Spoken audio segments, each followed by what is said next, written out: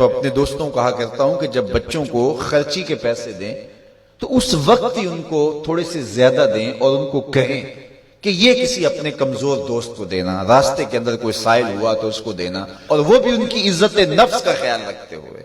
یہ جو نمائش کا جذبہ پیدا ہو گیا اور یہ جو سیلفی کا زمانہ آیا، اور اس نے تو رہی صحیح کسر ہی نکال دی۔ وہ کسی زمانے میں کہتے تھے نیکی کر دریا میں ڈال، اور پھر وہ زمانہ آیا کہ نیکی کر اخبار میں ڈال، اور اب نیکی کر فیس بک پہ ڈال۔ اب تو وہ تقوی، وہ جو للہیت، وہ تو ختم ہی ہوتی چلی جا رہی ہے۔ آج کل وہ اجتماعی شادیوں کا ایک رواج پیدا ہوا۔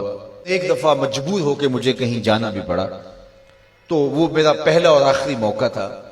تو میں نے وہاں کہا کہ آپ نے مجھے جس مقصد کے لیے بلایا ہے، میں اچھائی کے کاموں کی تحسین کرتا ہوں، لیکن یہ منظر آپ کا مجھے اچھا اس لیے نہیں لگا کہ زندگی میں 3 مرحلے ہر شخص پہ آتے ہیں جب وہ مہمان خصوصی ہوتا ہے، جب وہ پیدا ہوتا ہے، کالا کلوٹا بھی کیوں نہ ہو، سارے اسے دیکھنے آتے ہیں۔ جب وہ عروسی کا جوڑا پہنتا ہے، چاہے مرد ہے چاہے عورت، تو اس وقت بھی سارے لوگوں کی نگاہ کا مرکز ہوتا ہے۔ اور تیسرا، جب سفید کفن اوڑھ کے آخری منزل کی طرف چلتا ہے تو سارا شہر کہتا ہے چلو اس کا منہ دیکھائیں۔ بلکہ اس کا یہ پروٹوکول ہے کہ امام کعبہ بھی ہو تو وہ پیچھے کھڑا ہوگا، اس کے جنازے کو آگے رکھا جائے گا۔ یہ اس کا اعزاز ہے، یہ اس کی تکریم ہے۔ وقت کا غوث بھی ہو تو وہ بھی پیچھے کھڑا ہوگا، اس کا جنازہ آگے رکھا جائے گا، یہ اس کا اعزاز ہے۔ تو میں نے کہا یہ 3 موقع ہوتے ہیں کسی کمزور سے کمزور، غریب سے غریب، عاجز سے عاجز شخص کے لیے بھی عزت کے، اور آج آپ نے ان سے یہ موقع بھی چھین لیا کہ اسٹیج کے اوپر مخیر حضرات بیٹھے ہیں اور ایک قطار میں بیٹیاں بیٹھی اور ایک قطار میں جو ہے وہ دلہے بیٹھے ہیں، اور ان سب کے رشتہ دار سامنے باراتی 20-20 40-40 لوگ آئے ہوئے ہیں۔ تو ان سب کی غربت کا ہم عملاً مذاق اڑا رہے ہیں۔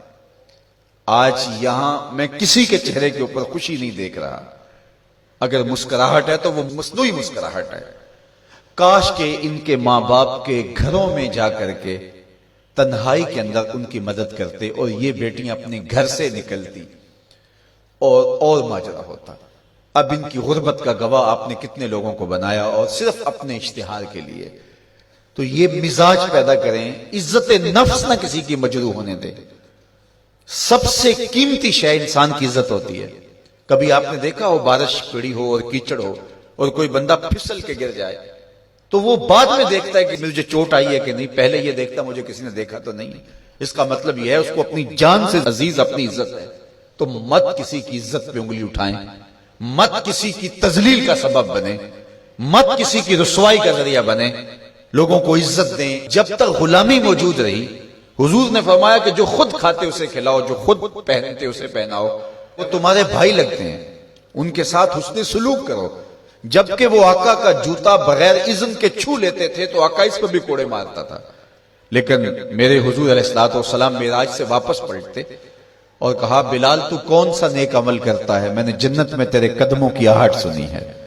کیا خیال ہے ایسے ایک جملے نے دور غلامی کی ساری تھکن اتارنے دی ہوگی اور غلام فرش اٹھ کے فراز عرش پہ نہیں پہنچ گیا ہوگا؟ یہ عزت دی ہے۔ علامہ اقبال علیہ رحمہ نے وہ جو ابو جہل کا کعبے کے پردے کو پکڑ کے زاروں کے تار رونا ہے اور حضور کے خلاف رب سے شکایت کرنا ہے، وہ لکھا ہے۔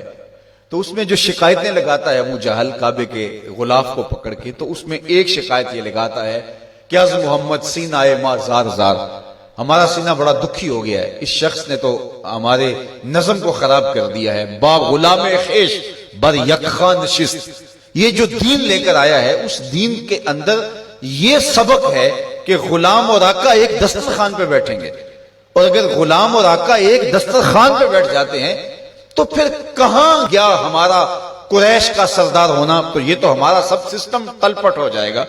لیکن میرے حضور یہ دین لے کر آئے تھے، انسان کی بنیادی عزت کو بحال کرنا تھا، اور حجۃ الوداع کے موقع پر حضور نے پاؤں تلے جس طرح کسی چیز کو روندا جاتا ہے اس طرح کچلتے ہوئے فرمایا آج کے بعد میں تفاخر ختم کرتا ہوں، کسی عربی کو اجمی پر، کسی اجمی کو عربی پر کوئی فخر نہیں ہوگا، کوئی فضیلت نہیں ہوگی، نہ کالے کو گورے پر اور نہ گورے کو کالے پر۔